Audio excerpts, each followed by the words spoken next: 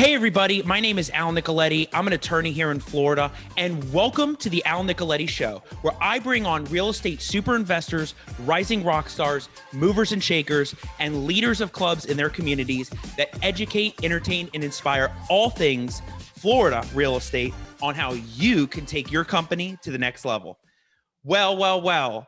I've been waiting for this episode for quite a while. The scheduling was all over the place, but I finally pinned her down. I nailed her down to this date.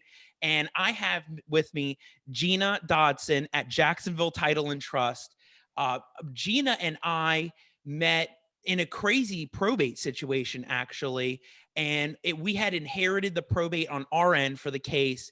And I remember getting an email from Gena about some title thing. What do we have to do? Where's the check? All of this stuff. And we connected. And from that moment, Gena and I were hitting it off and we connected so well. She does all of the title stuff. She is the title person. And when it gets crazy, she loves the weird. She loves the different. She loves to take the puzzles and make it happen. I've talked to her about this many times.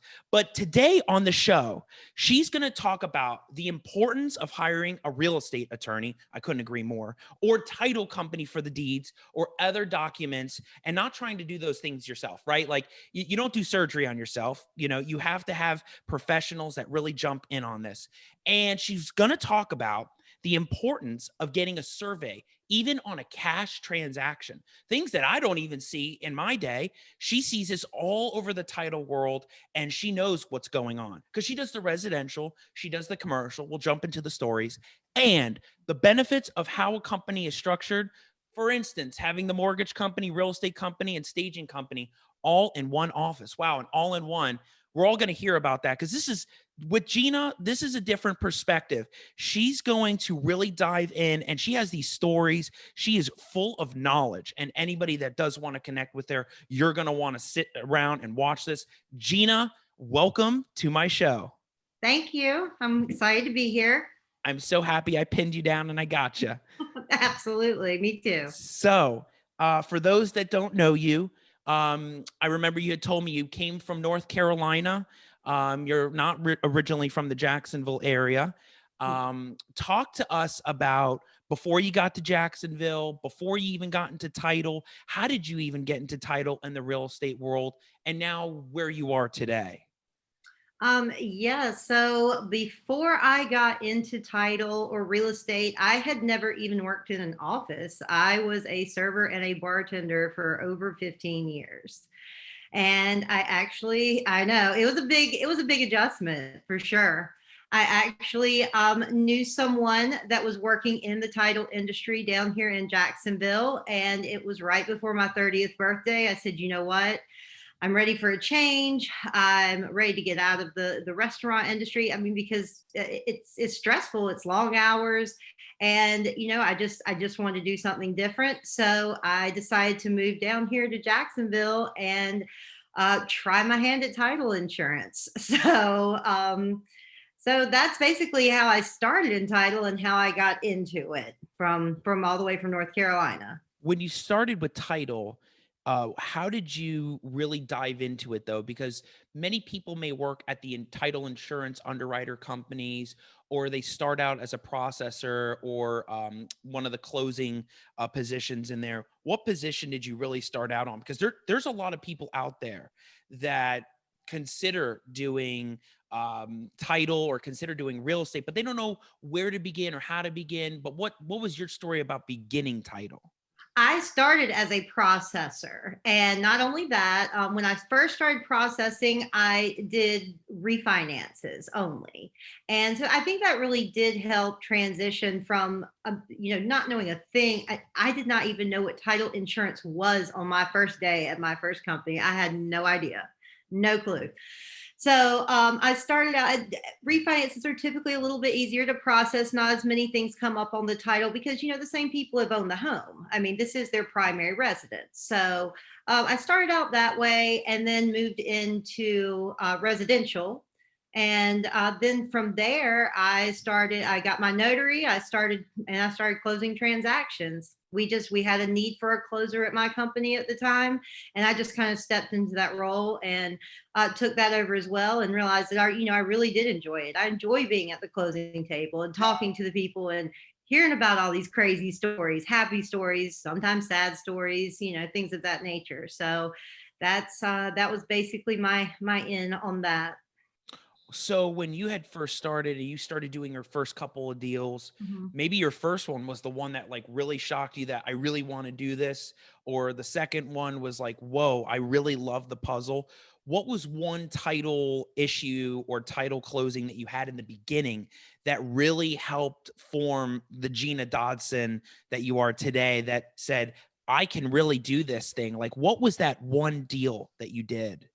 Well, it was a long time ago. I don't remember a whole bunch of the specifics, but I do remember it was the first residential deal that I actually processed from myself from beginning to end, and did not have to ask any questions about. And I mean, it was very simple. I mean, it was a very simple deal at that time, but I was like, wow, like you said, I was like, wow, I can do this. I know how to get my estoppels now. I know how to work up my CD. I know how to get the payoffs and balance the file. So, I really did.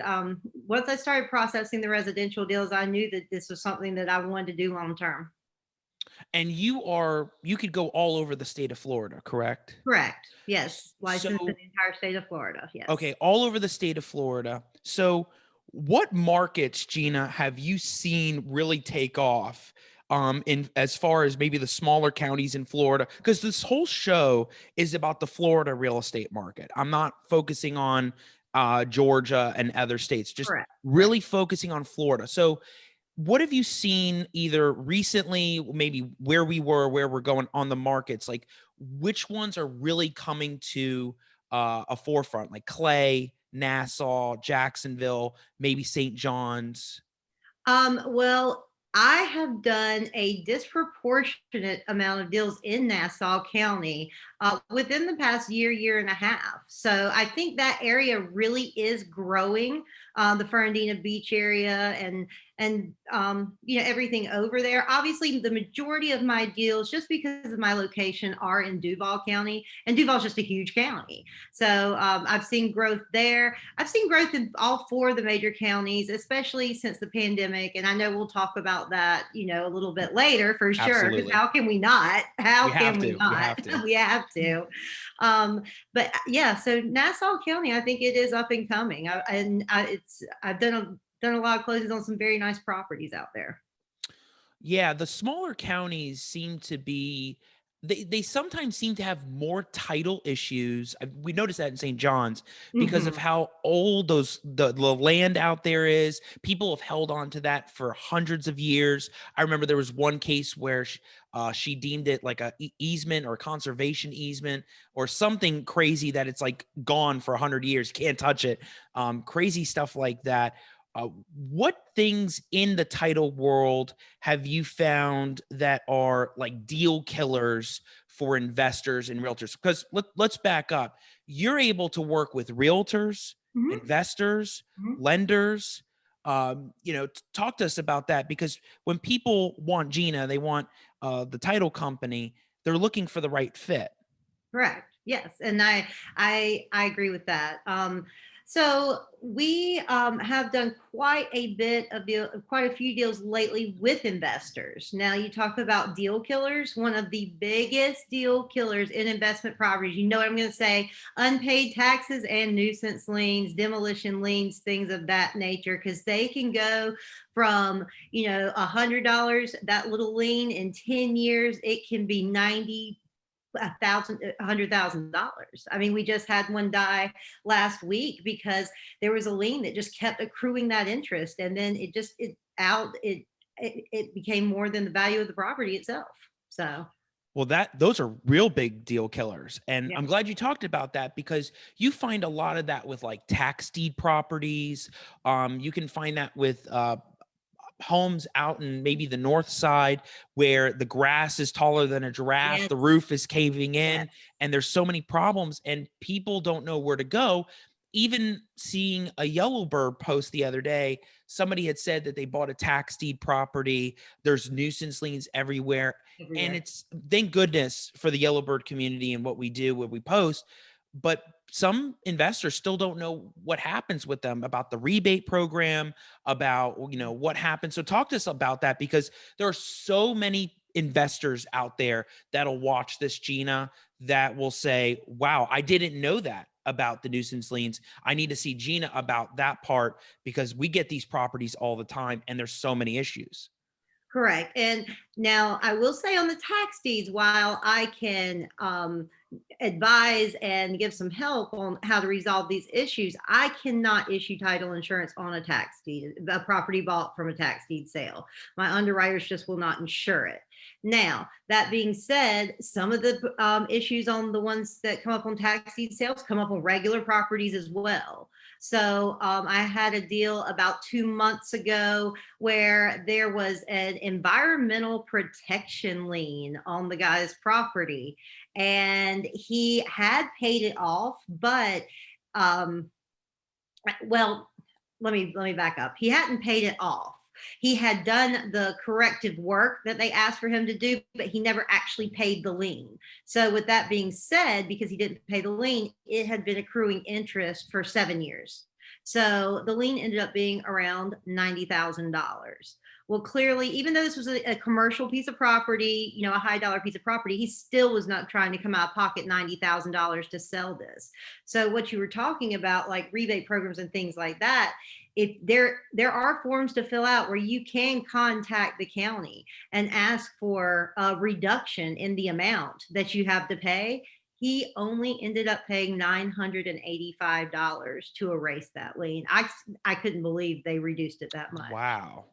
Something I have found out though, just over time, is sometimes people they see it as found money because they thought they were never going to get anything. So they're like, well, if I can get something, then something's better than nothing. So then they'll take it for sometimes like a much reduced amount. So Well, that's a great point. And so that would transition into like judgment liens or other yeah. liens. Sometimes that I've seen, and investors ask me, and I'm like, you got to talk to the title company. Go see Gena, ask this one. So what's really crazy is some of these investors will find a great deal.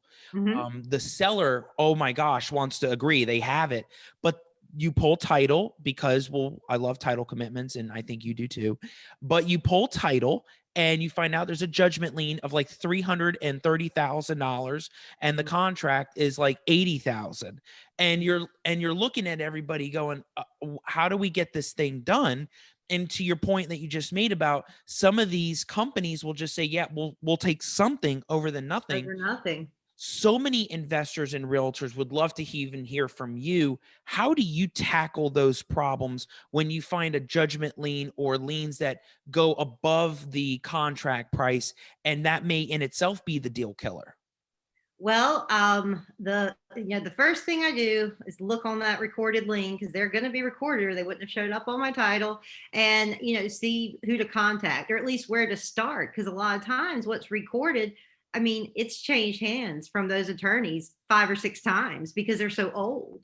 And then we do what we can, but a lot of times that's where the real estate attorney will come in. We had a deal not too long ago where the seller owed HOA liens from 3 separate homeowners associations, just from throughout the years from his investment properties they had accrued on his primary residence. And he was trying to sell this property. But then he said, I don't know if it's even going to be worth it for me to sell it. I said, listen, yes, it will, because we're going to get these liens down for you. We're going to get them paid off, and then you're going to have a clean slate. You're going to have a clean slate. You're not going to be in debt anymore. So we actually had him hire a real estate attorney. And this man, to this day, I do not know how he did what he did, but he talked down all 3 of those liens in a 48-hour period and saved him over 80% of what these liens had accrued to. It was amazing. So, I mean, this guy not only walked away with a completely clean slate debt wise, he actually got a pretty decent proceeds check out of it as well. So, I mean, like I said, the biggest thing is don't give up as soon as you see a lien. Just like don't throw your hands up in the air and say, okay, it's not worth it. Talk to me, talk to a real estate attorney, and just see what the process is, to get those liens paid down. Absolutely. I don't know how he did that either, but that is, Amazing. in the world of lawyers and title companies, that's why it is so good to have people that niche in certain areas that understand how to do that stuff, right? And you see that all the time. I mean, really, not every lawyer does everything, right? If a lawyer does everything, you're the jack of all trades, master of none, and it's not going to work. I don't want to do everything either. But it's so important even for title companies that really zoom in on helping people tackle these issues. And I can tell you, after the numerous amount of times I've talked with you, Gena, you love the complex and weird I because do. it gives you the challenge, right? You love the puzzle. Absolutely. I don't want to do the cookie cutter deals. Now, every once in a while, I want to come in and just have an easy day, and I don't want that crazy challenge every single day of my life. But yeah, that's what keeps it interesting, and that's what keeps you learning. Because an attorney I used to work for a few years ago, we had a whole conversation about a deal, and he didn't know the answer to my question either. And he said, even though I am a real estate attorney, you never stop learning. Real estate changes all the time. You're never going to know everything about it. It's not feasible. So it is fun to get in touch with the different people. Like, I've learned a lot about probate from you, and then just like this other attorney, that he specialized in bankruptcy and getting these liens talked down. Now I know, if you need somebody to negotiate your HOA lien, I got a man for you for sure. So it's good to make those different connections and those contacts, and in the different specialty areas. Well, anybody watching or listening to the podcast, now you know to go to Gena Dodson when you get those crazy lien situations, and HOAs, especially because HOAs can be real killers. They add Again, up and they're ruthless again, too they when they are. come to their bylaws and stuff like Mhm. that. It gets crazy. So we'll cover probate later. We'll get back to that because that could sometimes be a deal killer. But Gena's got a really interesting story that we'll bounce off our brains on. But getting to that attorney, one of the things you really wanted to talk about was the importance of hiring a real estate attorney or title company for deeds. Yes. Especially quick. And this is just coming from the past couple of months. I don't know why I've had an influx of people calling to get their deeds corrected. But I had a guy that got a deed off of LegalZoom, and he accidentally took himself off of his own property and deeded it to his parents. He meant to add his parents, but because he did not understand vesting and things of that nature, he now did not own his own property. So we had to fix that. That was interesting. Another one, we went to go sell a property, and the prior deed was from 1978. It was a quit claim deed, and the entire legal description wasn't on there.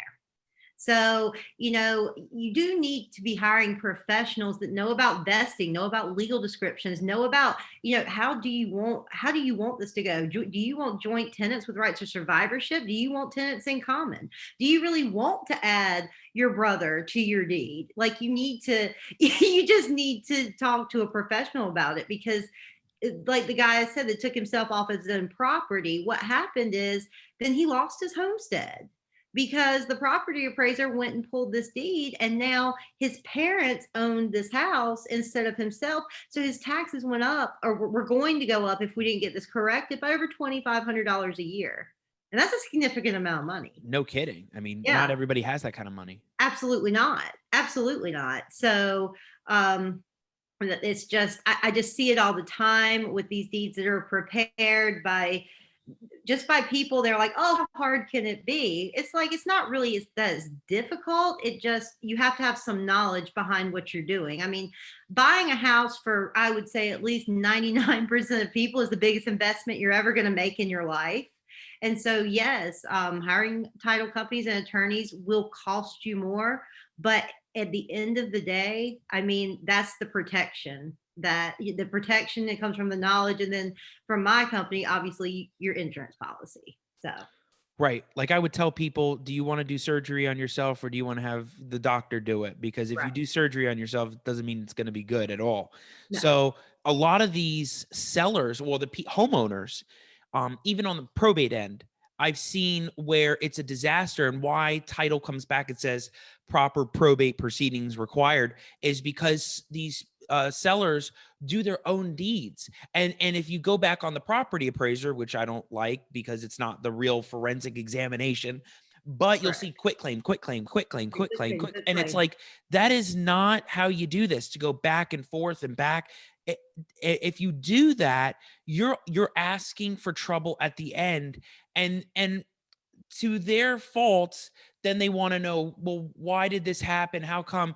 It's because a lot of this stuff is left to professionals. You can't do it yourself. And you brought up great points about the brother being on the deed, maybe boyfriend, girlfriend, seen that, right? Mm-hmm. People don't Absolutely. understand the implications of, now that you put uh, people on deeds of equal interest or whatever, but they're co-tenants. Now it raises like who can force a sale, who Right. can deed out to somebody random, right? Correct. Absolutely. Absolutely. It's just something you need a professional's opinion on before you move forward. And I Yeah. mean, all So these quitclaim deeds, like you were talking about, that really clouds up a title at the end of the day, and it makes the process more lengthy and more expensive when you do go to sell or refinance or whatever. And another, just to touch on quitclaim deeds really quickly, something a lot of people probably do not know is, depending on the situation behind the reasoning for doing a quitclaim deed, you can lose your title insurance. So if you're adding somebody, it depends on the situation, but then, you don't have title insurance anymore. So, right. And that's a whole thing on its own. mhm, Um, so we can't go off without talking about the importance of title commitments or title mhm. searches and supporting documentation, and knowing that stuff up front, not at the end after you spent gas and money and parking, knowing all of that up front. Because if you know Gena up front, you can say, hey Gena, I think we got something here. Maybe you could do a quick little thing that you do, but at least you can find out the story up front so everybody knows what's going on. If anybody understands this, you do, because I love them. Talk to us about getting title and the importance of that on its own.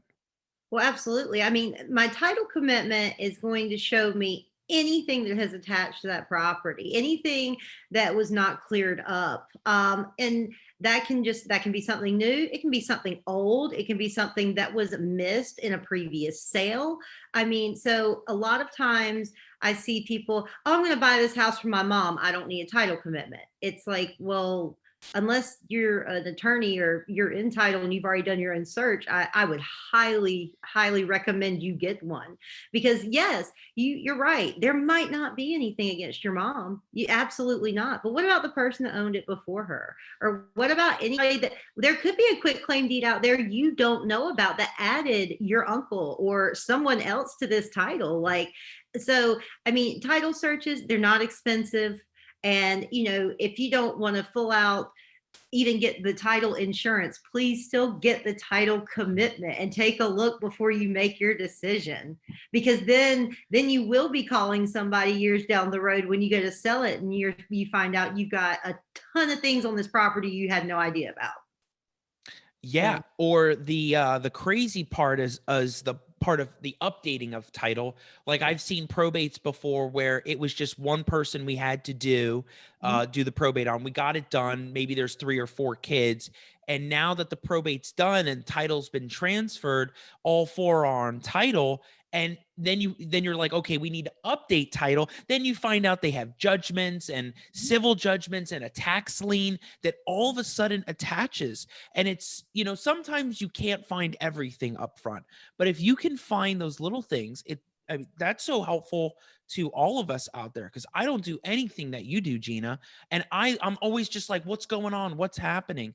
It's Right. it's just so important to know all of that stuff. So you definitely want to cover today about the benefits of how your company is structured. Yes. I really want to hear about this because I think that you are very business savvy, Gena. You understand the importance of having and working with the right people, mortgage companies, staging companies. Like, I don't even know when I'd ever involve a staging company for a probate thing, but like Probably not, but but you know these other right people, and there's other investors and realtors out there that if they're always looking for one, they can always contact you because you know how all of this works. So really, let's dive in on that. Okay. So I work for Jacksonville Title and Trust. Now, also in my building, we have a mortgage broker. It is Sharp Mortgages. We also have a real estate company, House and Haven Realty, and then we also have a staging and furniture company called Curations. And so the benefit is in our office, we can take you, whether you're the buyer or the seller, from the beginning to the end. For the buyer, you can start off with our realtor. You can get a loan at our mortgage company. I can do your title. And then our curations department actually sells furniture as well for a discounted price. And then the same thing for the seller. You start off with one of our agents at House and Haven. You get it staged with our curations department. We do the title. And then you can head on over to Sharp Mortgages to get that loan for the new house you're going to buy. So, I mean, we can definitely take care of just about any and everything you need when it comes to the buying or selling process. And that's huge for even buyers that are out of the state of Florida that are Yes, looking to buy in Florida, that correct. really, some people look for all-in-one shops, right? They want everything right there. And so everybody can kind of work together and do it. And that's super important because anybody that needs that kind of work out there, you understand what that's all about. And you are just rolling with this stuff. I mean, I remember there was like a couple people from California that were like, "Oh, Gena's great. She's doing all the title stuff. She knows what she's doing." So that's great that you have all of that. And another point that we were going to cover is the importance of getting a survey on a cash transaction. I have Oh, no idea what you're going to talk about with this, so I'm really curious. well, I've got two stories about this. The first one happened last week, and I just about had a heart attack because the guy called, and this is before I looked up his file, before I knew it was cash, anything of that nature. Because just for the people that don't know out there, if you have a loan, a lender's going to require you to have a survey, whether it's a previous survey or you order a new one. But I'll get into that in a moment. But with a cash transaction, that's up to the buyer if they want a survey or not. I mean, that's completely 100% their decision.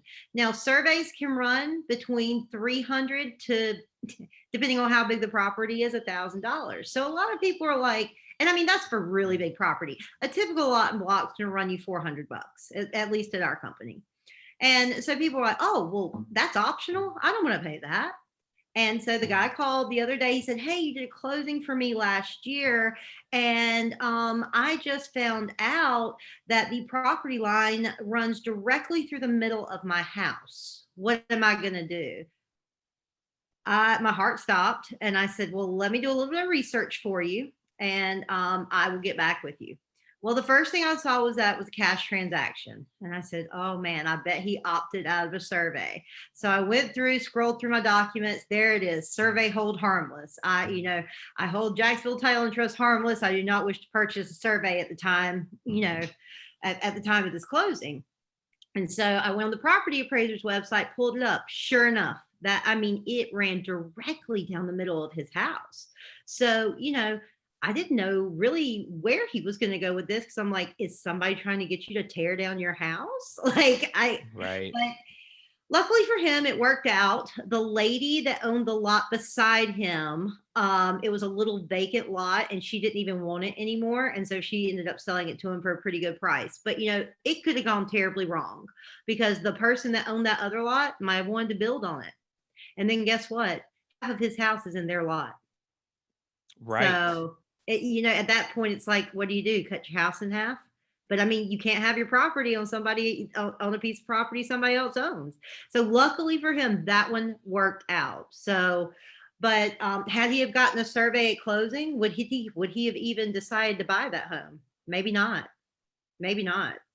Because at least if he would have gotten a survey at closing, we could have found out who owned that other lot. We could have found out the situation with it. And then this could have been resolved before we all, had heart attacks for a minute. Right. I take it that the mortgage companies or lenders definitely want a survey, They right? require it. Right, I'm sure because they Yeah, want to make sure that they get their property back if somebody correct. doesn't pay. But Yeah. right, on a cash transaction where you don't have anybody backing you, um, there are things like that that can slip through the cracks, Hmm. and you don't have to do all of those things.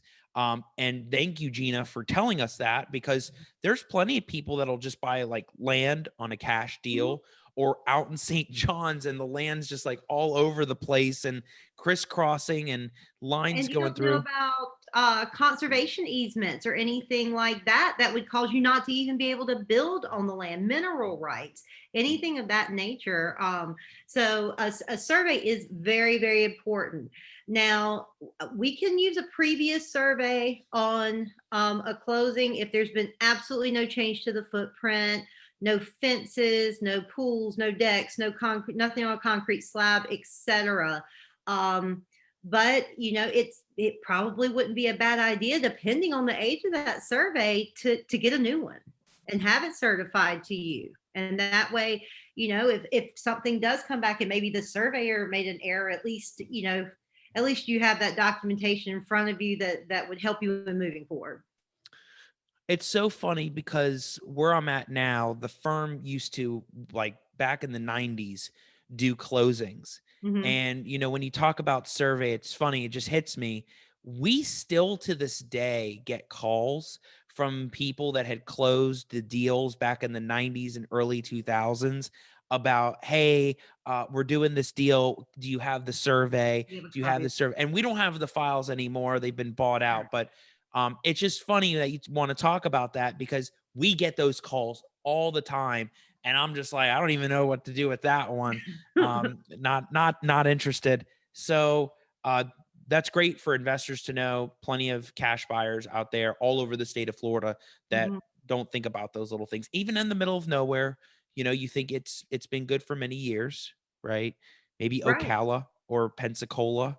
Well, that was it, it was actually it was somewhere out in Middleburg, I want to say. The first one that I did, it was a very not the first one that I did, the first survey issue I was going to talk about. It was a pretty large piece of land. I mean, I'll put it this way: it's $1 million cash transaction. Luckily, the buyer, he was an investor, but he's been doing this for decades. He insisted on a survey. Well, we got the survey back, and guess what? Everything that the guy thought that he owned, that he was trying to sell to this man for $1 million, he didn't, because portions of that land had been deeded out throughout the years.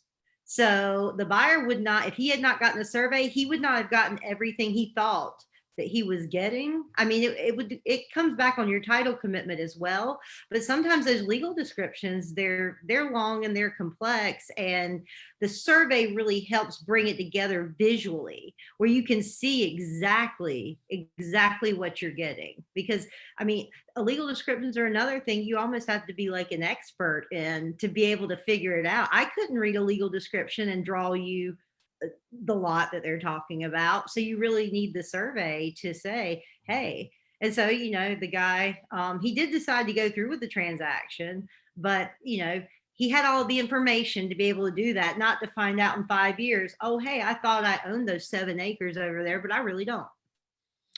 And you bring up a great point about the legal description, because in the probate world, we need that with our documents. And that's Mhm. why I always say, hey, where's the title commitment? Hey, where's the title search? Because that legal description is coming from the title insurance underwriter, and Correct. or maybe they need a survey. So then they'll give you the description then. I'm not a real big fan of the ones that have the degree sign, The meets south and bounds. apostrophe. I just copy and paste off the commitment because I'm not Right. retyping that. Um, No.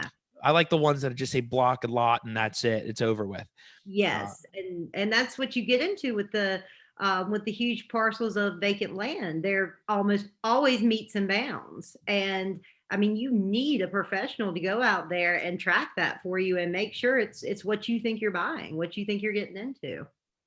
it very, very important. I almost saw it on a deal that I had. It almost killed the deal, Mhm. but fortunately, I had copied and pasted off the title commitment, so it really wasn't me that got the legal description wrong. Exactly, So exactly. Yeah, I you don't want leave to be typing those out. No. I I leave that to you all to figure that stuff out. Um, so we're gonna save some of the juicy stories about craziest deal, hardest deal, and then Gena's hook point of the day for me. She even got me into this backstage about how a deal got closed without the probate being done, and we're gonna dive into that. But before we get to those stories, the amazing Gena stories, talk to us about how 2019, 2020, and COVID raged through in March. Hedge funds shut down, canceled contracts. Um, it just talk to us about how did things look like? Things must have been chugging along in January and February, Yes. and all of a sudden it hit. How did it change you and your title company from a title perspective?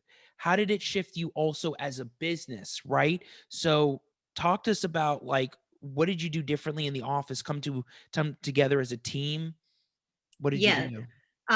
Well, so like you said, January, February, we were busier than we had ever been. Things were looking great for 2020. We were getting ready to hire, a new person or two just because we were that busy. And then everything hit and we had no idea what is going to happen. Like, is this going to completely shut down people wanting to buy and sell homes? I mean, I was very scared. I really was. I was very, very concerned.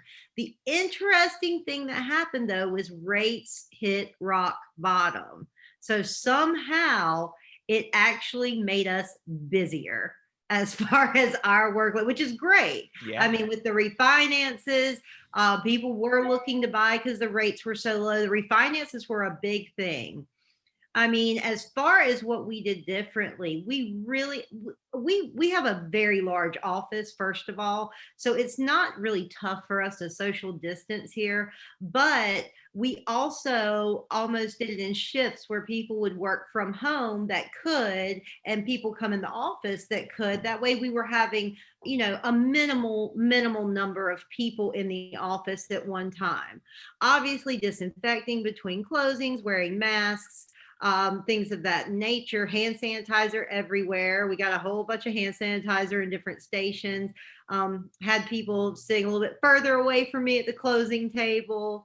So, and those are probably things that we that people should have been doing all along, but we never really thought about that until this pandemic. But it's definitely, there are some things that we will continue doing as far as that's concerned, sanitizing things more often just in general, and just being a little bit more conscious of personal space as well. So Are you doing mobile closings and curbside closings? yes, I was going to bring that up. Big We've big done point for quite the a few. investors that need that stuff, you know. Yes, we did. We have done quite a few curbside closings. I did a lot more mobile closings this year than normal, where I'd go in with my mask. We did have a lady in. I want to say we closed her in June, and she had not left her house since March, and so I know. And so I did drive down there with Lauren from my office as my witness. She kind of stood by the front door just to watch the documents being signed. Me and her sat two opposite of the tables with our masks on, did the closing. I think she was, really pleased with that, because otherwise, she was not going to leave her house to sign the documents. And I know, Ron, remote online notarization is legal now, and it is something that can be done in Florida. The problem is a lot of the lenders still aren't letting it be done on the buyer side. So we did a few, we all got certified for Ron for remote online notarization. We actually have done a few with the sellers that way. It's very quick. It's very easy. And I enjoy it and I don't. I mean, I enjoy the convenience of being able to do everything like right there from my desk, but then I don't get to meet anybody. I don't get to talk to them, you know. I mean, yeah, you're kind of on a Zoom call like we are, but still. So yeah, I have actually I put a few miles on my car this year doing those. Okay. So, but I have no problem doing a mobile closing for someone, you know, Right. if at all possible in any of the four surrounding counties. So we do offer that service here as well.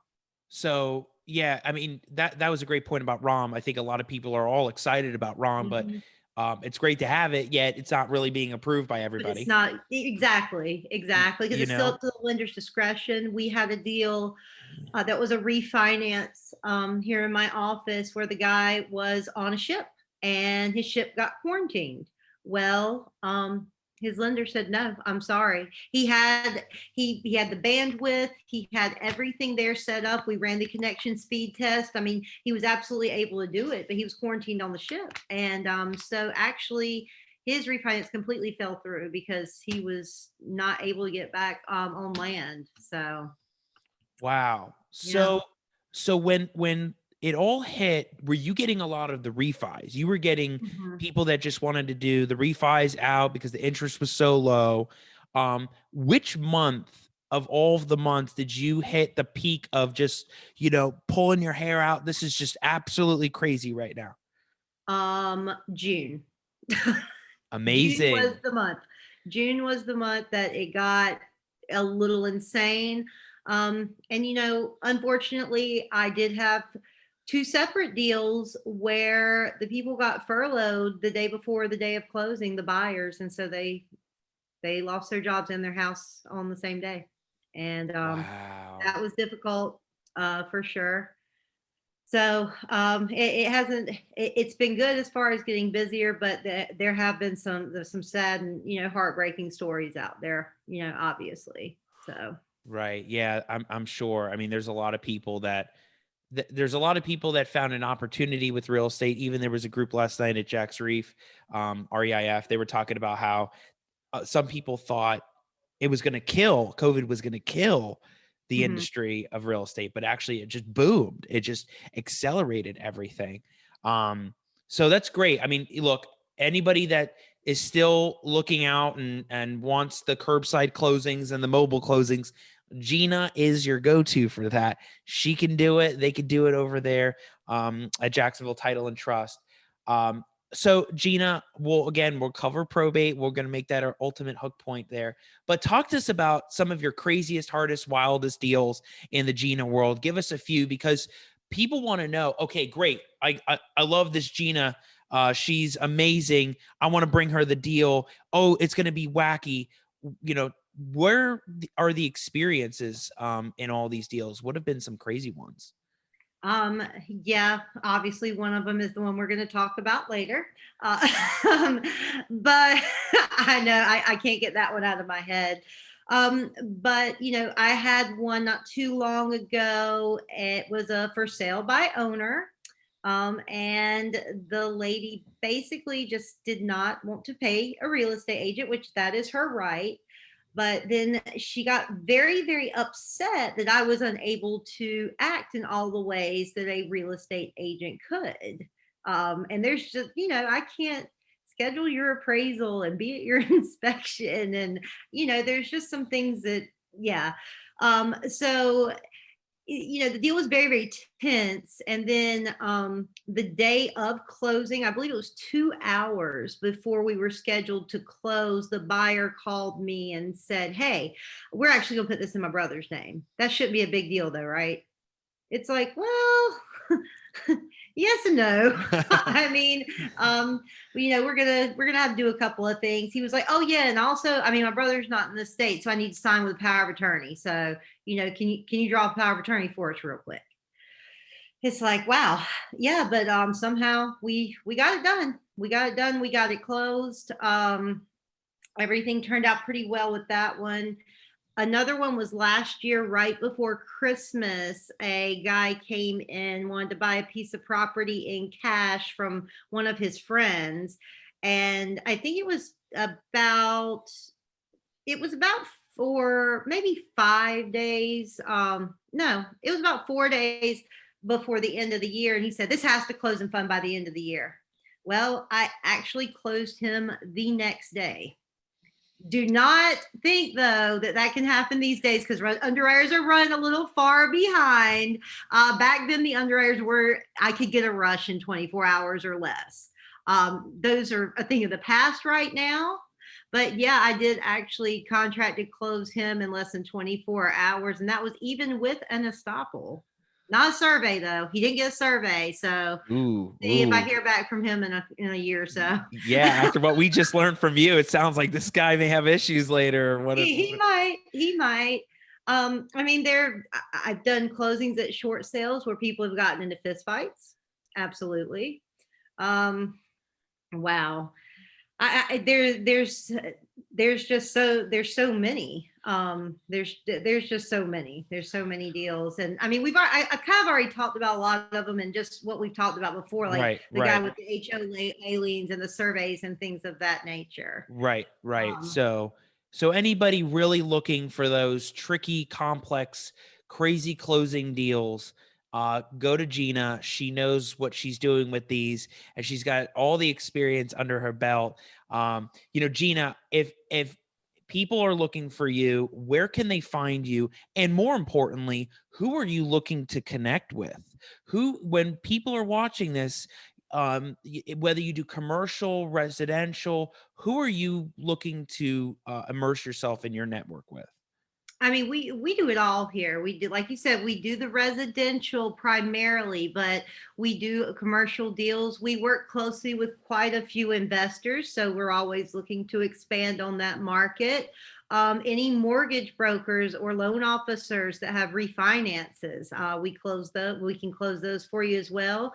And then any for sale by owners, anybody that wants to sell their home, but does not necessarily want or need a real estate agent, but their buyer still wants to get title insurance. They don't want to transfer with that quit claim deed. So, but you still need title insurance, and so that's who we're looking for. And basically, at the end of the day, anybody that wants to buy or sell a home. And then, honestly, we're always looking to connect with new realtors, either on the buy or sell side. I can be found our website, Jacksonville Title. It's Jacksonville Title and Trust. We have a Facebook page. And then, I have my personal Facebook page, Gena Dodson. I'm actually like the only one that comes up that spells their name my way. So I'm pretty easy to find, actually. and not only that, if anybody goes and types Gena Dodson in Google or Jacksonville Title and Trust, everybody's going to see the amount of Google reviews. She is wildly popular. She just knows what she's doing, and it's like 5-star rating over there. So Gena, you're a gem when it comes to this title stuff. People in Jacksonville are going to be thankful that you are providing that amazing title service to them. And just to close up, so Gena had a great hook point in the beginning of the show, and she said, Al, so I have a crazy story about how we got a deal done without the probate being closed or something like that. So give us the hook point, Gena, that you told me. So, I mean, I did not even know this was possible. I got a contract. The selling agent told me, like, this is going through probate. And I said, okay, great. Well, first of all, she said it needed to go through probate. I said, well, I've got somebody to refer you to, but either way, they started going through the probate, and I said, okay, we're going to have to wait till it's closed. And she said, well, that's not what the probate attorney told me. And I said, really? Because I've always been under the impression, this goes back to learning something new every day. I was always under the impression probate had to be completely completed before I could do what I needed to do to transfer ownership. But it turns out, the person who had died didn't have a spouse or a minor child. He had 3 children. They were going to divide the proceeds equally. And so we were able to go ahead and transfer ownership to the new buyers and then just put the funds into an account estate and wait on the probate to be done to disperse. So that was So you, interesting. so you got me all revved up before, because I was like, wait a second. So the probate had to at least get started. Yes, it Probate was got started underway. and opened. But Yes. yeah, absolutely. If you get the right, so in summary administrations, they can be open and shut, done. But even so, if it's a homestead, all the title and underwriter needs is the homestead order, and you're good. But for the ones that are like, and you can imagine, I'd have stories about this where I want to make it as simple as possible with the probates. But for the ones where you have to get the personal representative, right? Because this Yes. happened with yours, but I the had to have a creditor period is not over yet, correct. right? So that's kind of what had to have occurred. Something was something had to wait, and that's why the money went away. Yeah, I don't, and I don't know that end of it. I just know I had to record the personal representative deed. I had to record affidavit of no spouse or minor child, had to record a continuous marriage affidavit, a death certificate. So there's a lot of documents that need to be recorded, but we were able to get it done and get it done within the contract, period. And everybody was happy. New buyers are happy. Sellers are happy that they're getting their proceeds. So yeah, but once again, you can learn something new in this industry every day. I won't say there's never a dull moment, because everybody goes through dull times where you have your cookie cutter deals where all I've got to do is order an estoppel and a payoff and I'm good. And that's fine. But then we have the other ones, like even the one you and I met on, that, wow, that was, I still can't Woo! believe I got that one closed, honestly. I can't believe it, but that was an interesting one as well. Yes. That one, without getting too into specifics, that goes into not even just what we do on the paper level or what we do in our professions, but that goes to a lot of customer service You're very and just emotional. being patient. Mhm. Right? Because a lot of, boy, that was a great one in that realm, about being patient, because many Yes.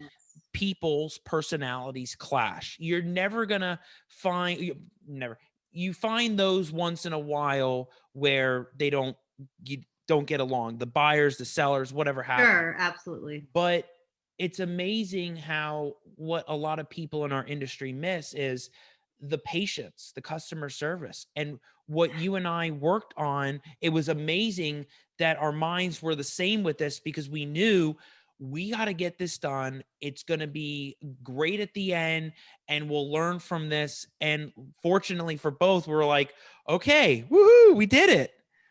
Somehow, some way. But yes, I mean, it does.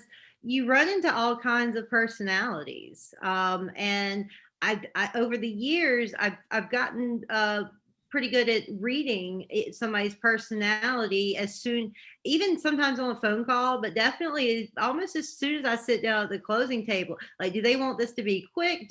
Are they going to have a lot of questions? Like, do they want to tell a lot of stories? Do they want to talk to the other people at the table? Like, and that's one thing I do try to do. I try to tailor their experience to their personality. Like, some people only want to operate an email. That's fine. Some people want a phone call every week for an update. Okay, if that's what you want, we can do that too. So we don't just have one way that we do it. Like, we don't say, like, okay, here's a contract, you're going to do it this way and only this way. It's like, okay, here's a contract, get in touch with your people and figure out the best way for everybody to get it done. Yeah, and again, customer service and being patient with people, it's a whole other realm of what we do, and Mhm. it gets tricky with friction and personalities when people are not patient. It's rough, but again, for all those out there that want this bubbly, loving Gena that understands the complex, the crazy title things and getting it closed. And look, it may not be in 1 day or 2 days, but when you got weird things, it could be 60 days, it could be 90 days. People have had 8 months, 9 months, but at the end of the day, you have somebody here that can really help. Again, it's Gena Dodson, Jacksonville Title and Trust, and you can get her at 904-646-0832. Right, Gena? Yes, that is it. All right, extension 1005. They're all going to find you now.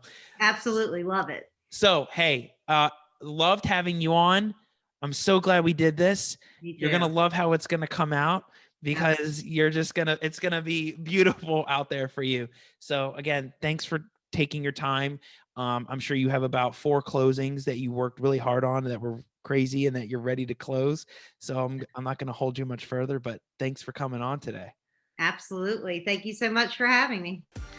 All right, everybody. So if you want more content like this, you want more videos, check out my YouTube channel. It's at Al Nicoletti. I have videos on probate, quiet title partitions, and a lot of the video podcasts that I'm going to be having there, and different content, just like Miss Gena that we have today.